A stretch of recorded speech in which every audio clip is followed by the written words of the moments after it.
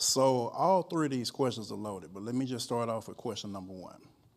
Some of the trends that I've identified while working in the school district,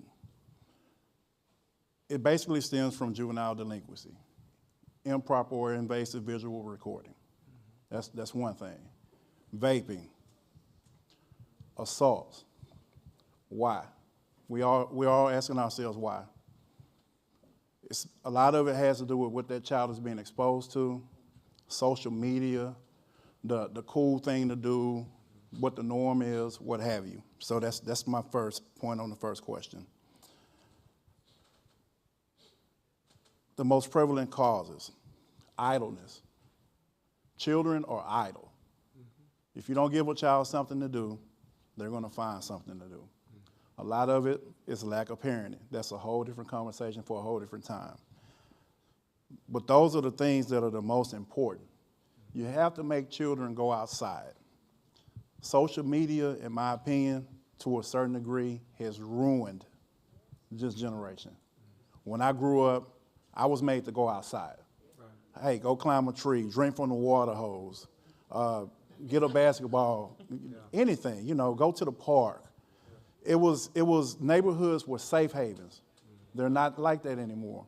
But I also realized that the same way you raised a kid 5, 10, 15, 20, 25, 30, maybe 40 years ago, you can't raise a child the same way.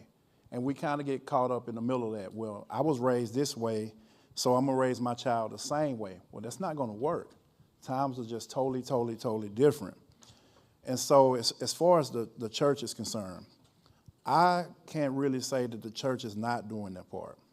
I don't think that I'll be able to say anything outside of what anybody else has said on this panel so far. The only thing that I could possibly say in terms of churches and supporting law enforcement and reducing crimes among juveniles, hiring lobbyists. Sometimes that's what it takes. You have to spend the money to get laws changed. These are conversations that a lot of times we don't want to have, but they're sometimes necessary. Who's going to fund it? Where is it going to come from? It stems from collaboration. And so a lot of what you're seeing is we are exacerbating the school-to-prison pipeline. We are. Yes. By some of the decisions that we make internally inside of those schools. Go to these school board meetings, find out what's going on, because as a law enforcement officer or a school-based law enforcement officer inside of a school, you can only go so far.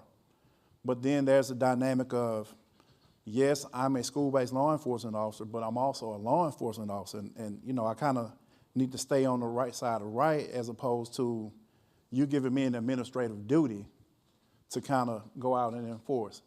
We can't do that. So that's where the church comes in. That's where the community comes in at. Support.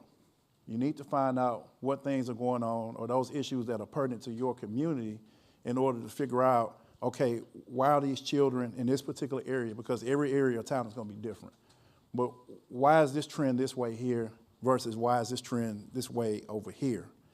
And so I don't think I can really add anything more to what has already been said, but I hope I've said something to kind of make you guys think in a different direction, and I appreciate the opportunity. Thank you.